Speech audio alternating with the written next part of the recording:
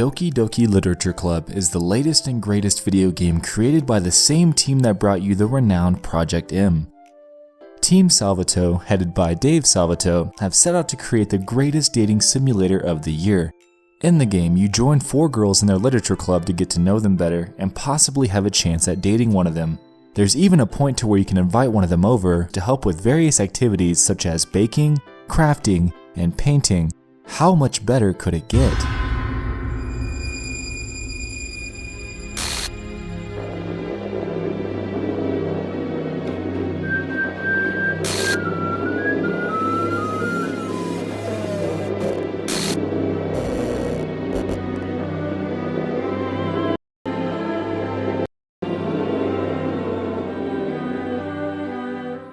What a surprise this game is.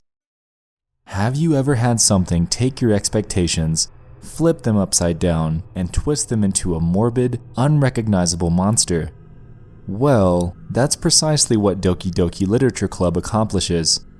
I am absolutely stunned that I had never previously known about this masterpiece until a few weeks ago. I was just browsing Reddit when I randomly stumbled upon somebody talking about the game. The thing is, I'd heard of the name before, but I always shrugged it off since it appears to be nothing more than an innocent game that, quite frankly, doesn't suit my style. It looks like a peppy, ordinary dating simulator, which just isn't something that I'd be interested in. But this time, I read into it. It's nothing like that at all, and while it might seem innocent on the surface, in actuality, it's extremely disturbing. I was initially confused, but intrigued. Nobody really gave away any major spoilers. I had to have this, so I navigated to their website and downloaded it. Now before I progress further, I do want to note that the game is completely free, and you can play it on your computer right now. If this seems like something that interests you, I highly recommend that you go experience it for yourself and then return if you have any questions on what's going on underneath the surface. I will be diving into each act, the changes throughout, and the overall themes and speculations that I've come up with surrounding each character. With this being said, let's take a deeper look into this club.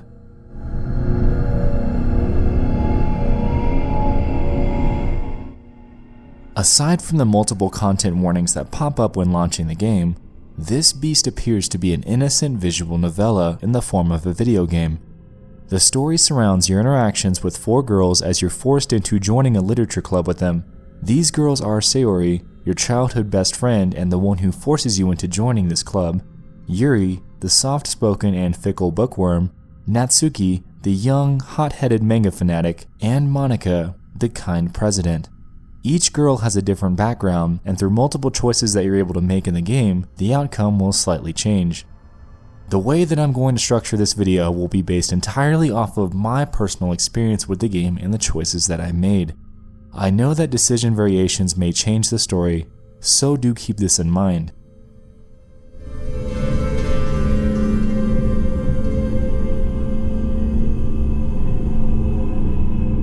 So, Act 1, Day 1. The game opens with us standing outside of our house, headed to school for the day when we're immediately approached by Sayori, our childhood friend. She's actually on time to class for once, which is a surprise, and stops to chat with us. While we're talking, our character's trying to come up with what to say to keep the conversation from being awkward. However, Sayori keeps it going without issue. She then invites us to join her literature club to our hesitation. After bribing and doing whatever she can to get us to join, we finally cave in and, after school, head over to the classroom that the meeting is being held in. To our surprise, the club consists of just 4 girls, and much of the first day is spent conversing with them, eating cupcakes, and orienting ourselves with who they are. Our player character seems to have more of a focus on picking up one of the girls than actually reading literature, and we use this as an excuse to ourselves to keep coming back for more and more. Towards the end of the day, Monika proposes that we should all write poetry and bring a piece of writing for critique the following day, to our dismay. At the end of day 1, Sayori proposes that we should walk home together, and so we do. After this, we're introduced to the first night. These are basically portions of the game where we can craft our own poems for the following day in the club.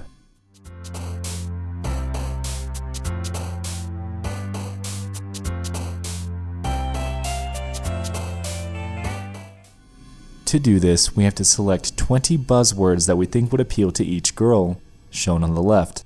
When we select a word that appeals to a certain girl, their avatar will hop on the left side, letting us know. The outcome for day 2 will change depending on who we appeal to the most during our poem creation. One side note that I want to make here real fast is the fact that there is no Monica avatar. Do keep this in mind. Anyway, jumping forward, for day 2, not much seems to happen out of the ordinary. We re-enter the classroom after school, and Sayori notes that Yuri had brought a book for us. After this, one of 3 possible things could happen depending on who you appealed to during poem creation. If the poem appeals to Sayori, we will go chat with Monica and Sayori about the upcoming school festival. If the poem appeals to Natsuki, we'll go look for books of manga to read together. And lastly, if the poem appeals to Yuri, we'll affectionately read her book together. After these possible scenarios, Monica will interject claiming that it's time to share poems. At this point, it's pretty much up to us to choose how this will play out.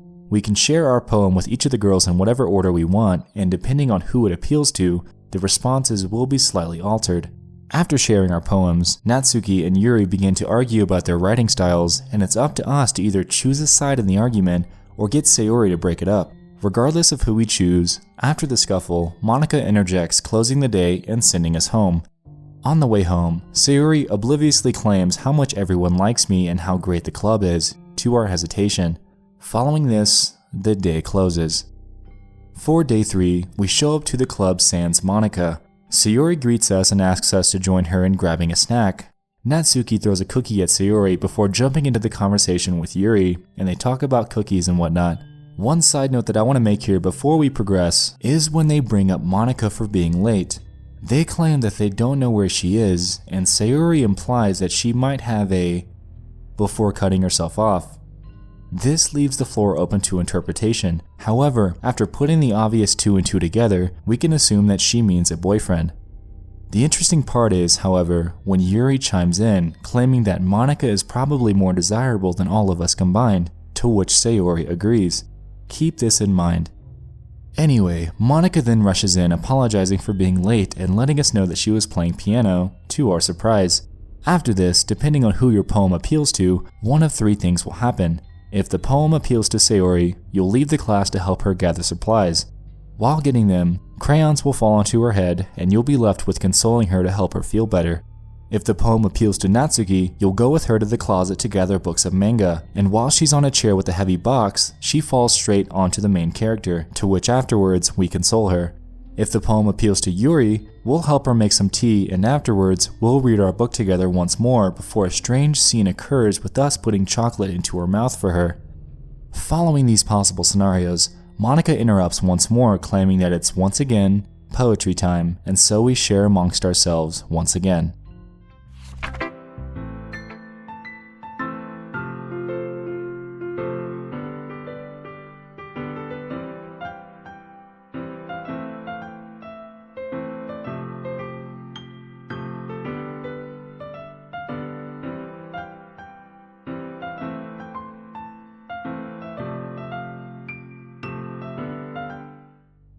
One side note that I like to make here is when Monica gives us her writing tip of the day.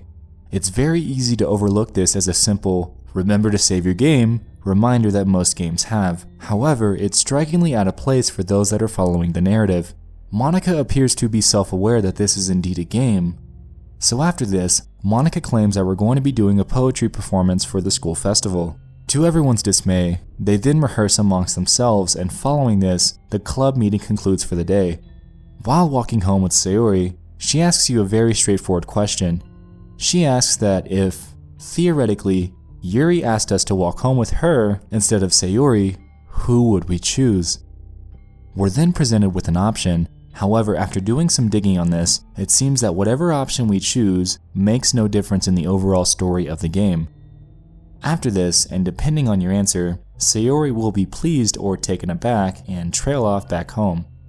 Once this happens, we'll become aware of the sticky situation that she's putting us in and head back home for another night of poem writing.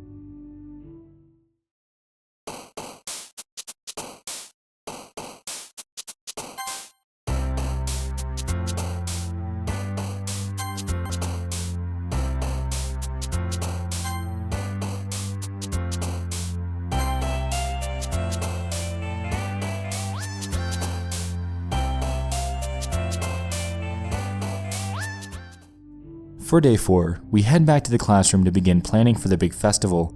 Before the planning begins, however, there's one point where Monica seems to be self-aware once more.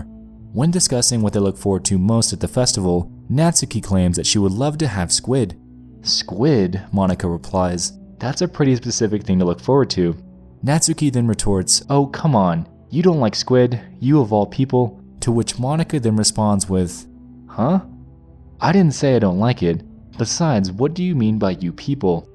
Because it's right in your name, Natsuki says. Mon, Ika. Side note here is that Ika is the pronunciation for squid in Japanese. Now I know I might have butchered that and it might be incorrect, but in translation that's what it means. Anyway, Monica then responds with, eh? That's not how you say my name at all. Also, that joke makes no sense in translation, with Natsuki being completely confused after this. Afterwards, Monica shrugs it off and we then move on to poem evaluations once more. At this point, it becomes evident that Monica's poems are becoming increasingly more serious, and after we ask about it, she shrugs off poems as not needing to have a direct meaning. Towards the end of the day, we begin to plan and it becomes evident that we all need to pitch in our resources. Sayori displays that she's extremely unhappy, presumably due to us, and then heads home early, alone. This sits in the back of our mind as we begin to plan with the others. When doing this, Natsuki offers to bake cupcakes and Yuri offers to make banners and various graphics. At this point, we then get to choose whom we want to help out over the weekend, and depending on who we choose, gain the phone number of one of the two to keep in contact over the weekend. After this, we jump forward to Sunday and Sayori becomes the centerpiece of our worries. The problem is, we're expecting either Natsuki or Yuri to come over to help, depending on who we selected. Putting that aside, we then decide to head over to Sayori's house since it seems that she's gone missing in action, and while there, we have a long, drawn-out, and heartfelt moment where she admits to us that she suffers from serious depression. This is why she's always late to class. She has no reason to get up in the mornings. After this, she beats herself up and claims that she made us worried about her and that she feels terrible for it. We then bring her in for a close embrace to help her feel better, and after this, we remember that we're expecting company. Sayori declines to come with us and we head back home, and once we head back, we either find Yuri already waiting for us outside, or Natsuki, whom shows up shortly after we return home. We then help out whoever we selected, and after this, we have an intimate moment with him in front of our house before Sayori interjects, making the entire thing extremely awkward. Once either Yuri or Natsuki runs off, Sayori claims that the thoughts of us alone and the girl of our choosing had filled her mind, and she couldn't help thinking about what we were doing alone. After some dialogue, we're presented with an option of either telling Sayori that we'll always be her friend, or telling her that we love her. Choosing one over the other has no overarching effect on the story. However, this is the point where the first out-of-game change will occur. A file named happythoughts.png is written to the game folder, and after opening it, we see this.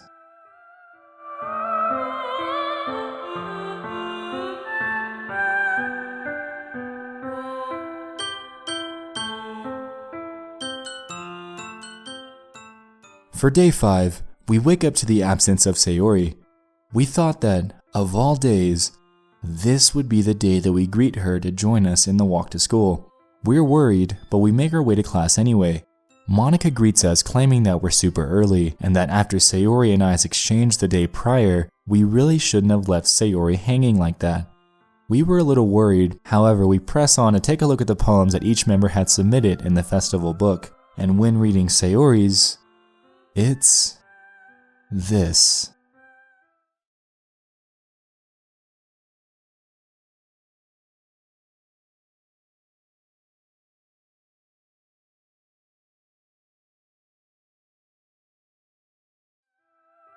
After this, we become exponentially worried about her and rush back to her house, letting ourselves in and hoping that everything is okay. And then it happens.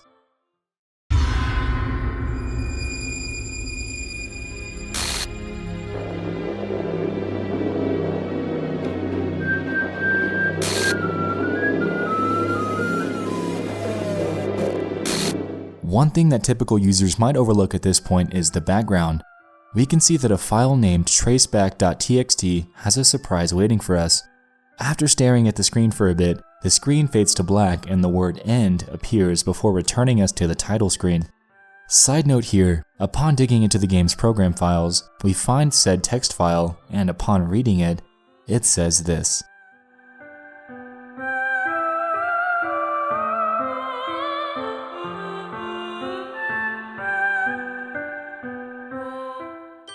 And with this, we conclude Act 1.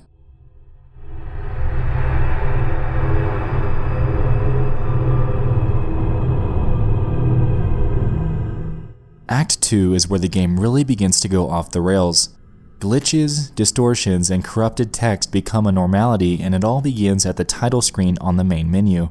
After the game relaunch following the suicide, we'll see that Sayori is missing from the main menu screen and is replaced by glitched versions of all 4 girls combined. Also, one side note here is that the game has a 25% chance of replacing the content warning at the very beginning with one of these possible messages.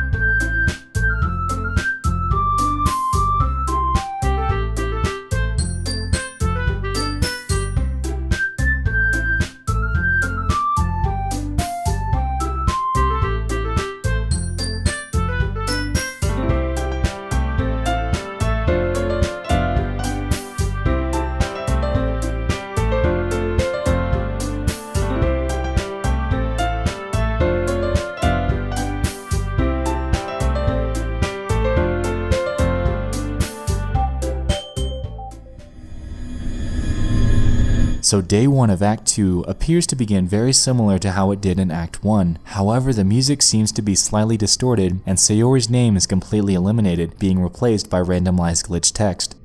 Once the part arrives where Sayori is physically supposed to be in-game, the game mimics a crash and recovers with us, quote, remembering that we walked to school alone. Once we finally get introduced to the club, Monica has a 33% chance of popping up in a strange distorted fashion. Also, something to note at this point in the game, there is a 14% chance that the graphics in the background will display Sayori's suicide. Anyway, the day progresses seemingly as usual, sans Sayori, and at the end of the day, we're given a chance to read a special poem, which says this.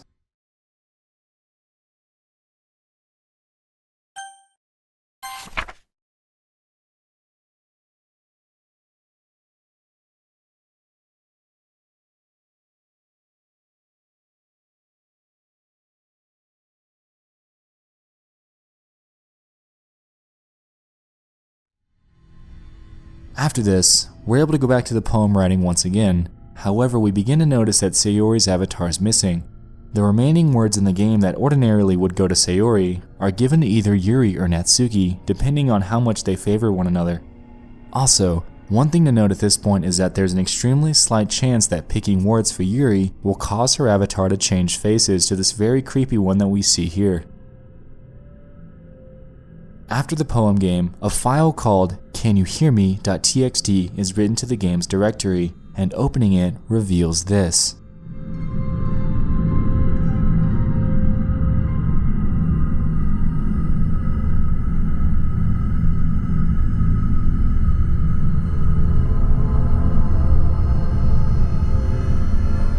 Onward to day 2. This is when the true abnormal events begin to occur. Depending on who your poem appeals to more on this day, you'll either interact closer with Yuri or Natsuki. Going the Natsuki route allows you to help her retrieve her manga from the closet to read. Once you gather it, the first instance of dark text appears, and in this case, it forces Natsuki to say, "Fucking Monica, MMMMMMM." When going back and looking at the history, it's edited to say, "Freaking Monica." Shortly after this, dark text appears once more as Natsuki is talking, and dark squares cover her eyes while a distorted version of the background music begins to play.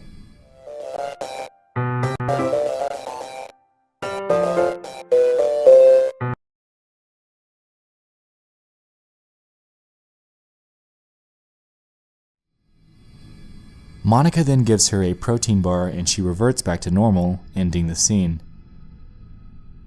If we go for Yuri's route at this point, we'll read the book The Portrait of Markov. I know I probably butchered that, but one side note that I want to make here is the existence of what our character describes as an ominous looking eye on the cover. Keep this in mind for later. Anyway, Yuri begins to act strangely in this portion as well. If we can recall, in Act 1, she described the book as being about a girl in high school who moves in with her long-lost younger sister, but as soon as she does so, her life gets really strange. She gets targeted by these people who escaped from a human experiment prison, and while her life is in danger, she needs to desperately choose who to trust. No matter what she does, she ends up destroying most of her relationships and her life begins to fall apart. In Act 2, however, she describes it very differently. She claims that this book is about this religious camp that was turned into a human experiment prison, and the people trapped there have this trait that turns them into killing machines that lust for blood. But the facility gets even worse, and they start selectively breeding people by cutting off their limbs and affixing them to... Oh, that might be a bit of a spoiler. But anyway, I'm really into it.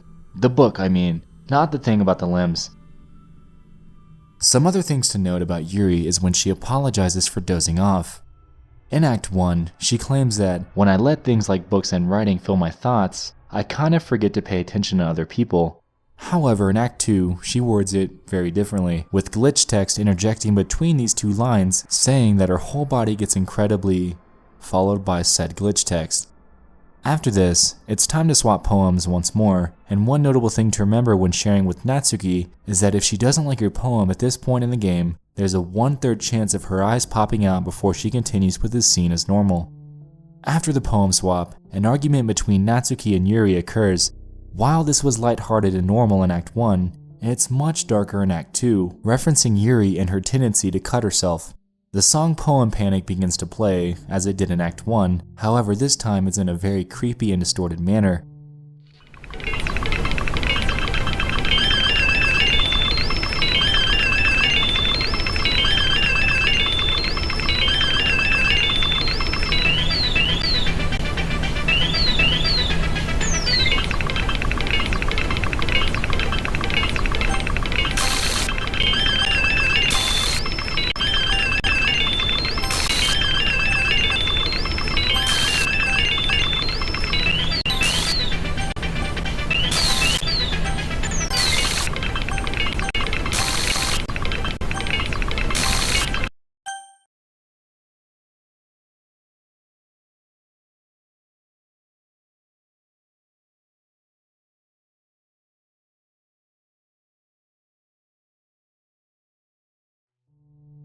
At this point in time in Act 1, we had the option to choose two sides in the argument and also to call in Sayori to handle the situation.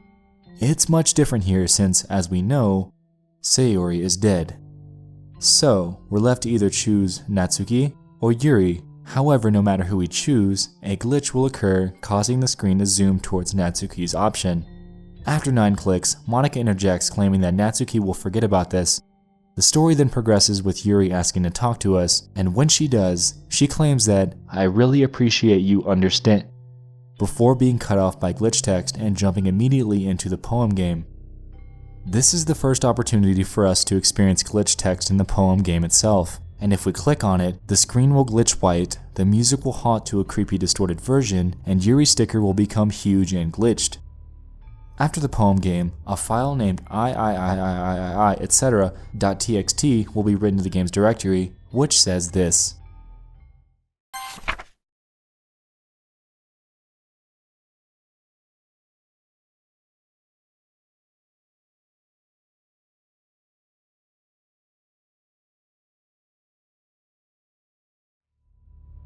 When day 3 starts, Natsuki seems to have completely forgotten the argument and everything she said the day before. Yuri appears to be super anxious and tries to apologize, however Natsuki has no idea what she's even apologizing for. Jumping ahead, Yuri asks the player to help make tea, as she did in Act 1. The difference here is that she leaves alone to go get water, and we begin to notice how long she's gone. After 10 minutes, we become worried and go out there to find her, however once we do, we discover that she's out there cutting herself. Once we discover this, the game begins to automatically rewind to the point before we left in the classroom, with everything carrying on as normal. The game then progresses as it did in Act 1, with us reading with Yuri and then putting a piece of chocolate into her mouth. The difference this time is that, after doing this, Yuri pulls us into a closet and begins to stare at us with her pupils missing and her eyes moving erratically. After 12 seconds of this, Monica interjects claiming it's time to share poems, and so we do. The poem swap goes as normal, albeit it's a little darker for each character. However, something to note when sharing this time with Monica is that if the poems were tailored for Yuri earlier in the act, then Monica will inform us of Yuri's habit of cutting herself before showing us a broken version of her previous poem, Save Me.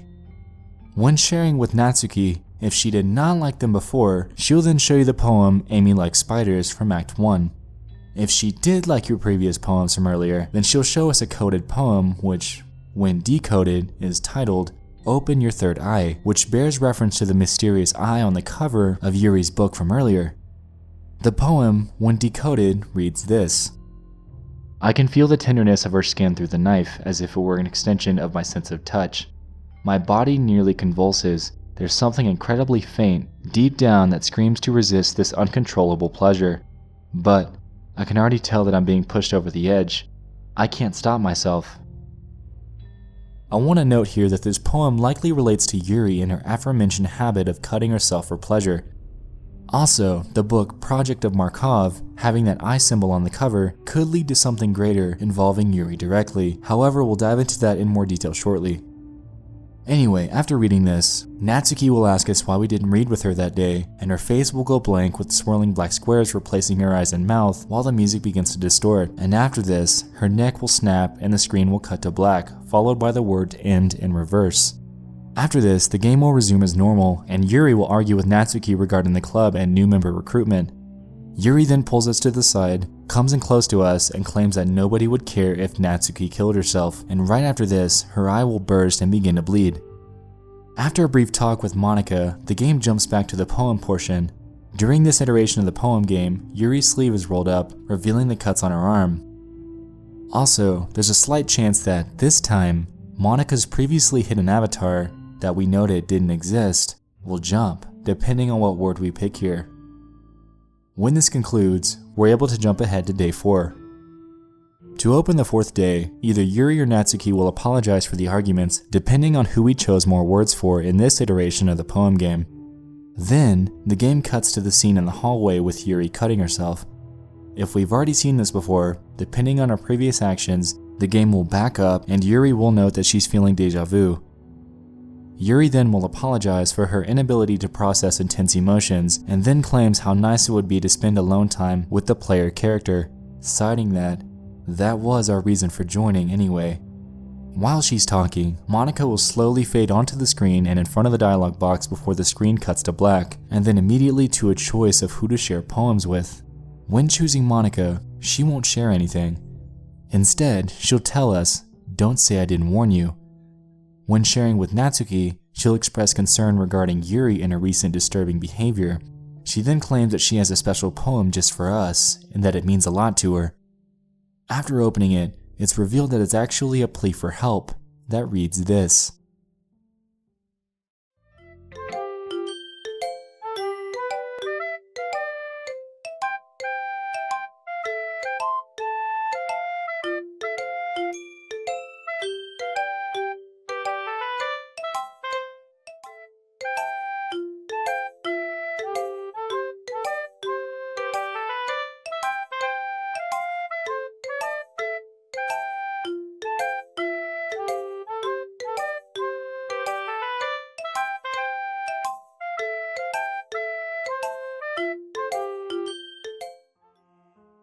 Immediately after this, Natsuki's face will go blank and dark text will pop up demanding that we ignore what we just read, and Natsuki and Yuri are too messed up for the player, followed by, "Just think of Monica from now on."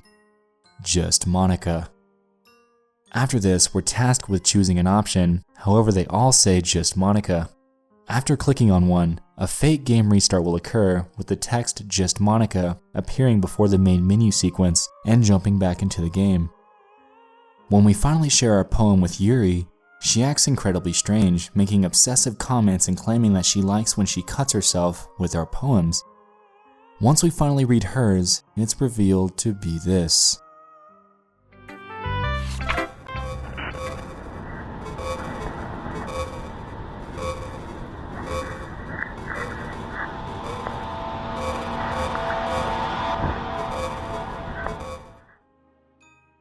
It appears to be illegible. However, people on Reddit and the DDLC wiki had translated this, which I'll leave in the description.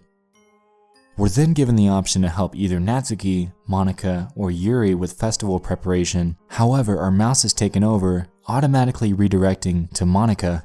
If we do manage to pick another name, the screen will glitch, Yuri's eyes will stare at us, and 10 buttons with the name Monika will fill the screen, giving us no other option. Once we pick this, Yuri and Natsuki are angered by our choice, causing Natsuki to leave the room. Following her out of the room is Monika, leaving just Yuri and I in the classroom. One side note at this point is that in the game files, the previous text documents are automatically deleted and replaced by another file called "Have a Nice Weekend," which is this.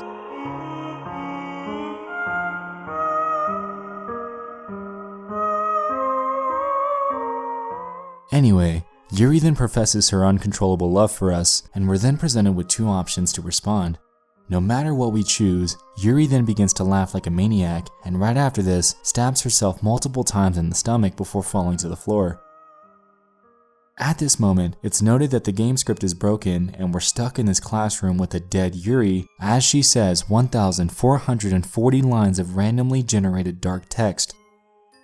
Skipping through these will reveal the sun going down and up twice throughout the weekend, Yuri's eyes going blank, and the blood drying on the floor. Side note that I want to make here is that going back into the menu history only gives us a paragraph of text taken directly from the DDLC website. Anyway, when Monday finally rolls around, Natsuki eagerly storms into the room, excited for the festival, before noticing Yuri's corpse on the ground.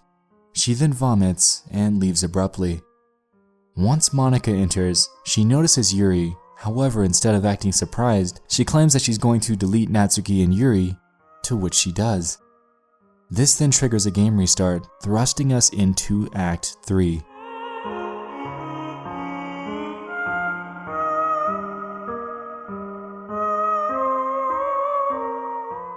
Act 3 reveals that Monika was behind much more than we thought this entire time. The game restarts into a classroom with myself and just Monika. At this point in the game, it's running code to detect if you're using any streaming or recording software, and if it finds that you are using some, Monika will then note that she knows what you're doing. Also, during this, she'll search through your computer files to try to guess your real name. Not your in-game name, but your actual name. She will then let us know that she's been running everything, and that she wanted us to love her, not any of the other girls. Her overarching goal was to spend the rest of her life with us. Also, she informs us that she deleted Natsuki and Yuri's character files in the game's directory. After this, it's just a bunch of staring until we quit the game. If we restart the game with Monika's file still intact, she'll inform us of the bad dreams that she's been having, and also that it's due to us quitting the game. If we restart it after deleting her file, then she will glitch out, show remorse, and delete her own character file before the game restarts, thrusting us into Act 4.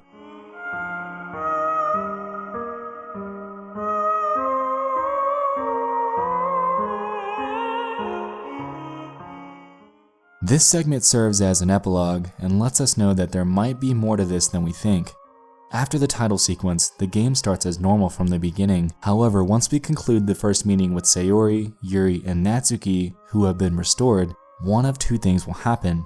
If we previously saved our game during Act 1 and experienced all of the possible routes in game, then Sayori will thank us for spending so much time with the game before the credits roll. If not, then Sayori will thank us for getting rid of Monika, claiming that she knows everything that Monika did since she's now president of the club. After this, some distortions will occur before Monika interjects once more, claiming that she was wrong and admitting that there's no happiness here before the credits play. And that's it.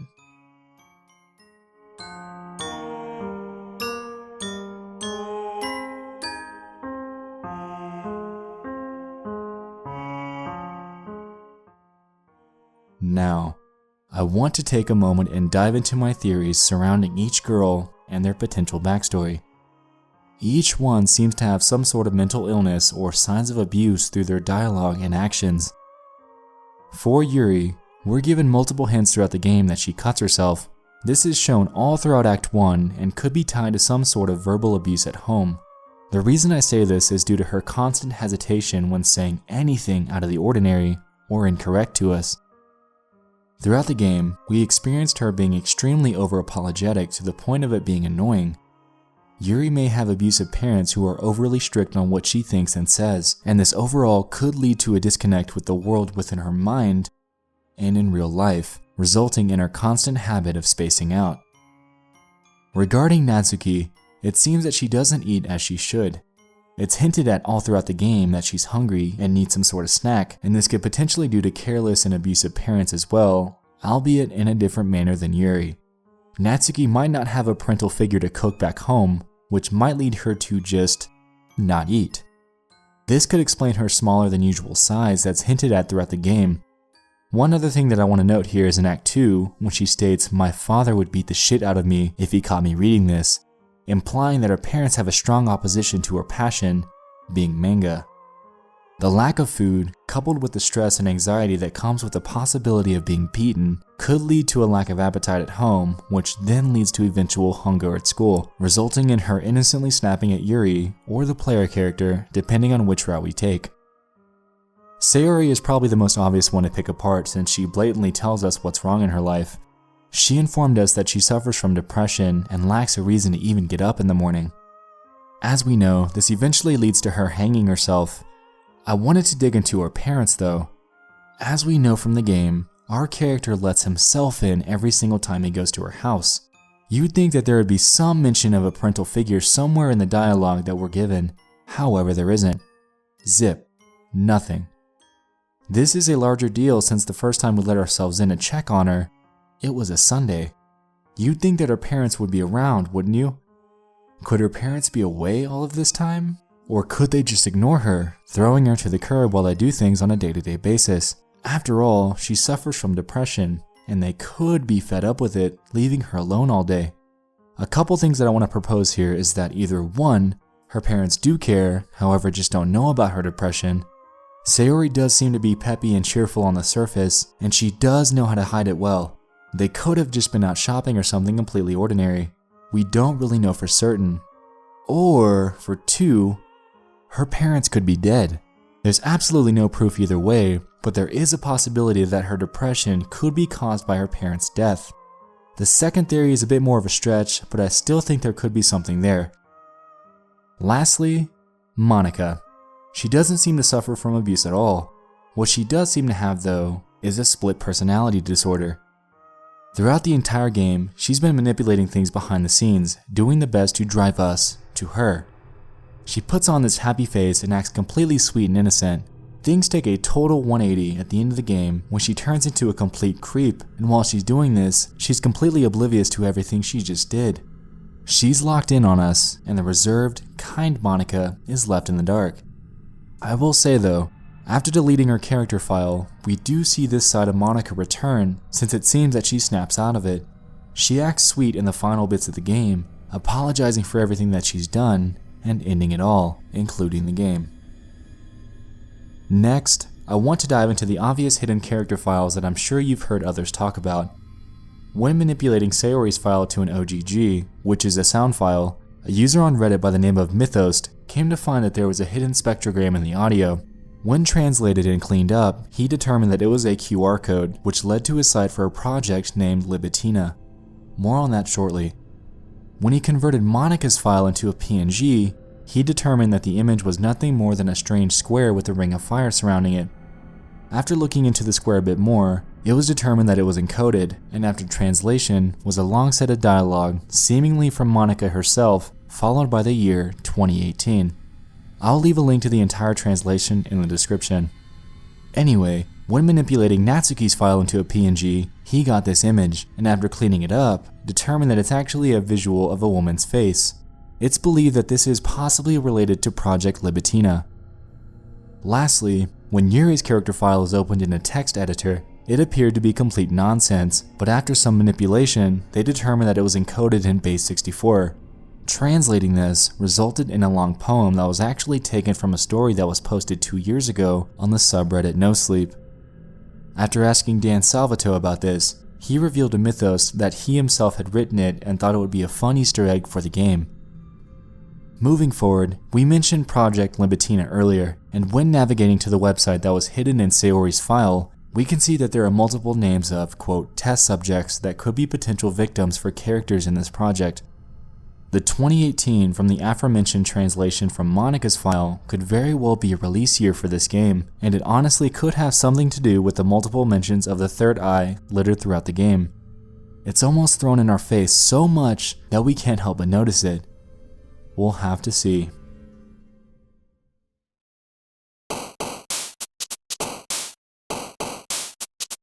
Anyway guys, Doki Doki Literature Club is a phenomenal game.